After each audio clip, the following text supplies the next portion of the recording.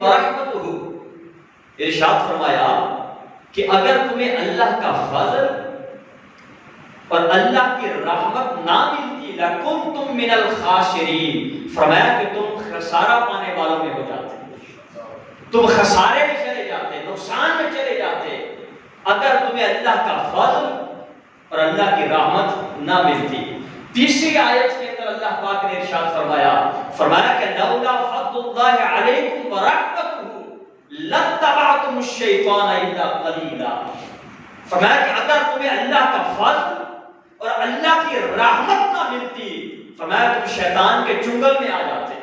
تم شیطان کے بہکاوے میں آ جاتے، تم شیطان کی پیروی میں آ جاتے، تم شیطان کے دھوکے میں آ جاتے۔ فرمایا کہ اللہ کا فضل اور اللہ کی رحمت تھی کہ جس نے تمہیں خسارے سے بھی بچا لیا ہے، جس نے تمہیں شیطان سے بھی بچا لیا ہے۔ یہ اللہ کا فضل ہے۔ اور چوتھی آیت کے اندر ارشاد فرمایا لَقَدْ مَنَّ اللَّهُ عَلَى الْمُؤْمِنِينَ إِذْ بَعَثَ فِيهِمْ رَسُولًا، فرمائیے مومنوں پر اللہ کا احسان ہے کہ ان میں اپنا پیارا رسول مبعوث فرمایا ہے،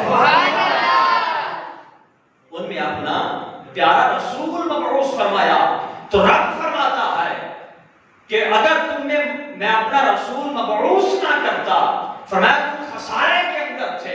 تم شیطان کی اتباع کے اندر تھے، تم شیطان کے بہکاوے کے اندر تھے، تم صراط مستقیم سے دور تھے، تم گمراہی کے اندر تھے، تم دوزخ کے دانے پر جا چکے تھے۔ جب تمہیں میں اپنا محبوب عطا کیا ہے تو اس محبوب نے تمہیں صراط مستقیم عطا کی ہے، تمہیں ہدایت کا راستہ عطا کیا ہے، رب کی توحید کا بتایا ہے۔ فرمایا تم دوست کی بن چکے تھے، میں نے اپنا مصطفیٰ بھیج کر تمہیں دوستیوں سے نکال کر تمہیں جنتی بنا دیا